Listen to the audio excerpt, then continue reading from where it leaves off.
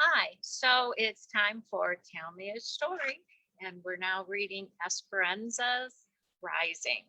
So this should be our last installment, and what's happened up to this point is Miguel has come back, and he has brought Abuelita with him, and they've gotten Abuelita um, up to date on all the stuff that have been happening to them. And uh,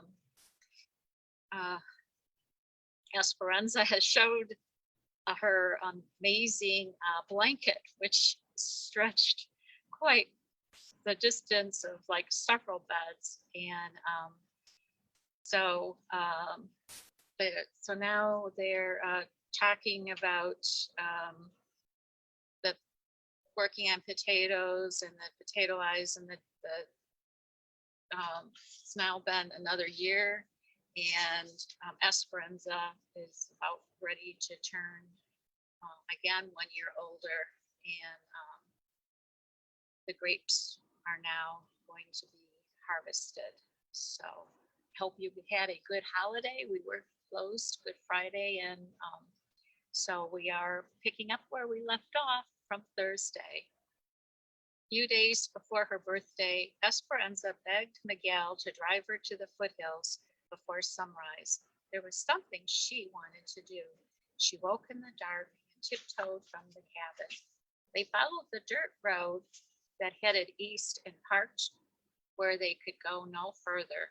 In the gray light, they could see a small footpath to a plateau. When they got to the top, Esperanza looked out over the valley. The cool, almost morning air filled her senses. Below, she could see the white roofs of the cabins in straight rows, the fields beginning to take form, and over the eastern mountains, a hopeful brightening. She bent over and touched the grass. It was cool but dry. She lay down on her stomach and patted the ground next to her. Miguel, did you know that if you lie on the ground and stay very still, you can feel the Earth's heart beating? He looked at her skeptically. She patted the ground again. Then he lay down as she was, facing her. Will this happen soon, Esperanza? Aguanta la fricha queda una mano. Wait a little while, and the fruit will fall into your hand. He smiled and nodded. They were still. She watched Miguel watching her, and then she felt it, beginning softly, a gentle thumping, repeating itself, and stronger. She heard it, too. Stromp, tromp, tromp, the earth's heartbeat, just like she had felt it that day with Papa. Miguel smiled, and she knew that he had felt it too. The sun peeked over the rim of a distant ridge, bursting the dawn into the waiting fields. She felt its warmth washing over her and turned on her back and faced the sky, staring into the clouds now tinged with pink and orange. As the sun rose, Esperanza began to feel as if she rose with it, floating again like that day on the mountain when she first arrived in the valley. She closed her eyes, and this time she did not careen out of control. Instead, she glided above the earth, unafraid. She let herself be lifted into the sky, and she knew that she would not slip away. She knew that she would never lose Papa or El Rancho de las Rosas or Abuelita or Mama, no matter what happened. It was Carmen, the egg woman, had said on the train. She had her family, a garden full of roses, her faith, and the memories of those who had gone before her. But now she had even more than that, and it carried her up as on the wings of the phoenix. She soared with the anticipation of dreams she had never knew she could have, of learning English, of supporting her family, of someday buying a tiny house. Miguel had been right about never giving up, and she had been right too about rising above those who held them down. She hovered high above the valley its basin surrounded by the mountains. She swooped over Papa's rose blooms, buoyed by rose hips that remembered all the beauty they had seen. She waved at Isabel and Abuelita, walking barefoot in the vineyards, wearing grapevine wreaths in their hair. She saw Mama sitting on a blanket, a cacophony of color that covered an acre in zigzag rows. She saw Marta and her mother walking in an almond grove, holding hands.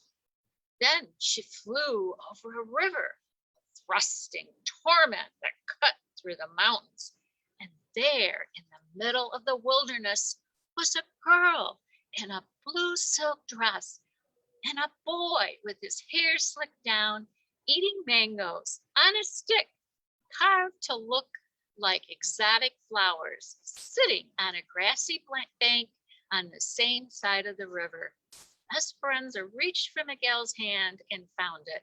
And even though her mind was soaring to infinite possibilities, his touch held her heart to the earth. Estas son las manadas que cuentan el rey David a las muchachas bonitas se las cantas aqua desperta en bien despito. Mira que ya comenzó y la puertos caten la luna y sol mito. These are the morning songs which King David used to sing to all the pretty girls who sing them here to you. Awake, my beloved, awake. See, it is already dawn. The birds are already singing. The moon has already gone. On the morning of her birthday, Esperanza heard the voices coming from outside her window. She could pick out Miguel's, Alfonso's, and Juan's. She sat up in her bed and listened and smiled. Esperanza lifted the curtain. Isabel came over to her bed and looked out with her, clutching her doll. They both blew kisses to the men who sang the birthday song. Then Esperanza waved them inside, not to open gifts, but because she could already smell coffee coming from the kitchen. They gathered for breakfast. Mama and Abuelita, Hortensia and Alfonso, Josefino and Juan, the babies and Isabel, Irene and Melina, too, with their family, and Miguel. It wasn't exactly like the birthdays of her past, but it would still be a celebration under the mulberry and chinaberry trees with newborn rosebuds from Papa's garden. Although there were no papayas, there was cantaloupe, lime, and coconut salad, and mucha burritos, topped with lots of laughter and teasing. At the end of the meal, Josefina brought out a flan de los Mendes, Esperanza's favorite, and they sang the birthday song to her again. Isabel sat next to Abuelita at the wooden table. They each held crochet hooks and a skein of yarn. Now watch, Isabel. 10 stitches up to the top of the mountain. Abuelita demonstrated, and Isabel carefully copied her movements. The needle rocked awkwardly, and at the end of her beginning rows, Isabel held up her work to show Esperanza. Mine is all crooked. Esperanza smiled and reached over and gently pulled the yarn, unraveling the uneven stitches. Then she looked into Isabel's trusting eyes and said, do not ever be afraid to start over.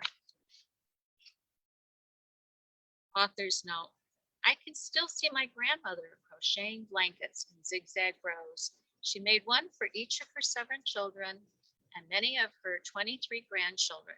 I am the eldest of the grandchildren. And for the great grandchildren, she lived to see. My grandmother, Esperanza Ortega, was the inspiration for this book. When I was a young girl, Grandma used to tell me what her life was like when she first came to the United States from Mexico. I had heard stories about the company farm camp where she lived and worked, and the lifelong friends she made there. When she talked about these people and how they had helped her through desperate, trying times, she sometimes cried at the memories. It wasn't until I had children of my own that my grandmother told me about her life in Mexico, about a fairy tale existence with servants, wealth, and grandeur, which had preceded her life in the company farm camp. I wrote down some of her recollections from childhood. How I wish I had written down more before she died, because I could never stop wondering about her transition from Mexico to California and what it must have been like. Eventually, I started to imagine a story based on the girl who might have been her.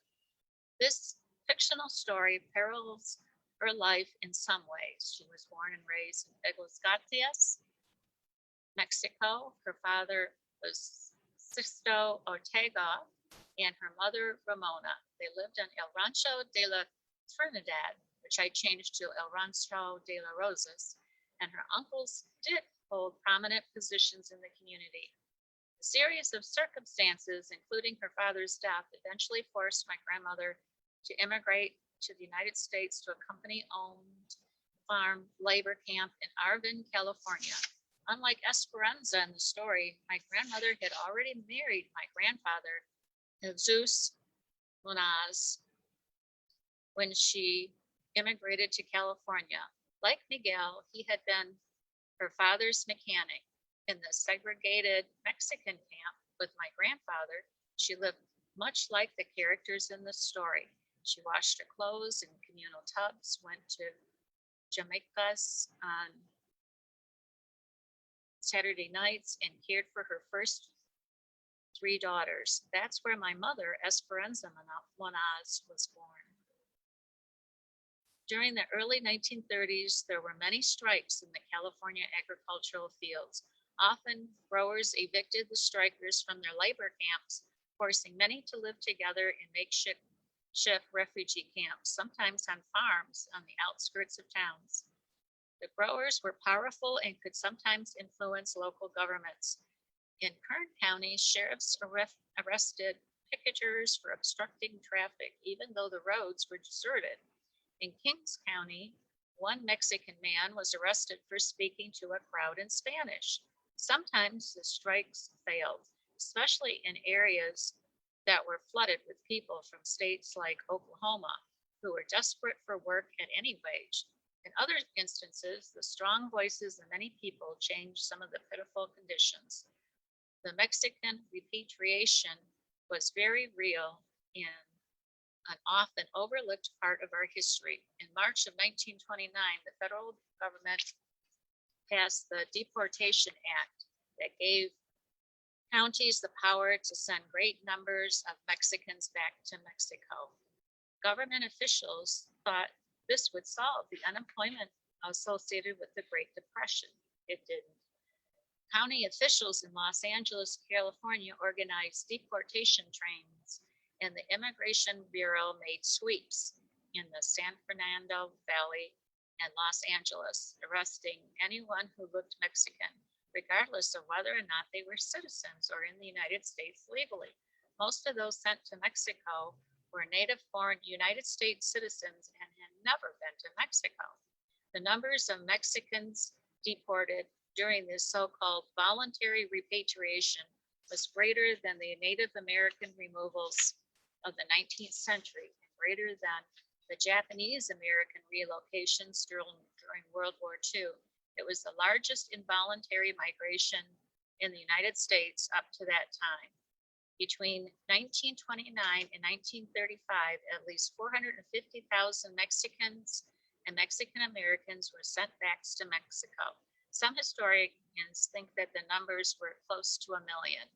Even though my grandmother lived in this country for over 50 years, I can still remember her breaking out in nervous perspiration and trembling as her passport was checked at the border when we returned to the United States from a shopping trip in Tijuana. She always carried the fear that she could be sent back on a whim, even though repatriation had long been over. My father, Don Bell, came to California during the Dust Bowl from the Midwest and ironically worked for the same company farm where my mother was born. By that time, my grandmother had moved her family to a small house in Pakersfield Field at 1030 Peace Street. Mom and Dad weren't destined to meet quite yet. Dad was 12 years old when he picked potatoes during World War II with the diaper crew children paid to pick the fields because of the great shortage of workers due to the war. He said the children weren't always the most diligent employees, and admits he more often threw dirt clods at his friends than he picked potatoes. Later, when he was 16, he spent a summer working for the same farm, driving trucks back and forth from the fields and delivering workers. Much of our nation's produce comes from this one area in California. It is hot in the summer and cold in the winter. There are dust storms and tool fog, and some people do contract valley fever. Before I got married, I took the required blood test in San Diego when I had lived where I had lived during my college years. The doctor called because of an urgent finding on my lab results. I was worried that something dramatic had been found until the doctor said, "You tested positive for valley fever." I let out a sigh of relief.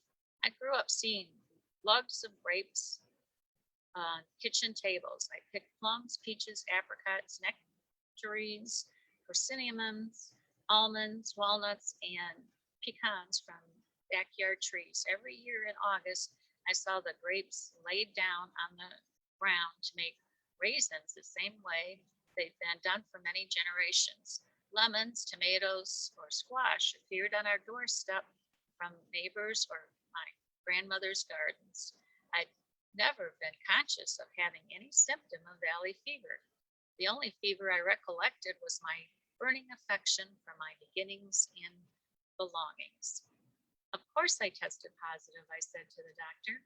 I grew up in the San Joaquin Valley. I knew that I had been naturally immunized to the actual disease by merely living there from the air I had breathed growing up. My family's feelings for the company camp are deep-rooted and still filled with loyalty for their start in this country and for the jobs they had at a time when so many had none. Most of the people I interviewed who lived in the same camp with my grandmother held no grudges against the Oklahomans or others who competed for their jobs at that time. One man I interviewed said, "We were all poor. The Okies, the Filipinos, they were poor too. We all knew the feeling of wanting to work and feed our families. That was why it was so hard for so many of us to strike." When I asked about prejudice, I was told, sure, there was prejudice, horrible prejudice, but that's how things were then. Many struggled just to put food on the table and sometimes seemed to be resigned to the social issues of the time. They focused only on survival and put their hopes and dreams into their children's and grandchildren's future. That's what Grandma did. She survived. All of her children learned English, and so did she. Some of her children went to college. One became a professional athlete, another a member of the United States Foreign Service. Others became secretaries, a writer, an accountant, and her grandchildren, newscasters, social workers, florists, teachers, film editors, lawyers, small business owners, and another writer, me. Our accomplishments were her accomplishments. She wished the best for all of us and rarely looked back on the difficulties of her own life. It is no wonder that in Spanish, Esperanza means hope.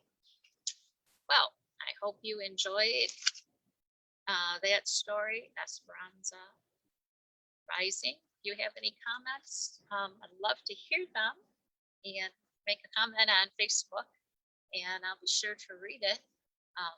We will start a new story tomorrow.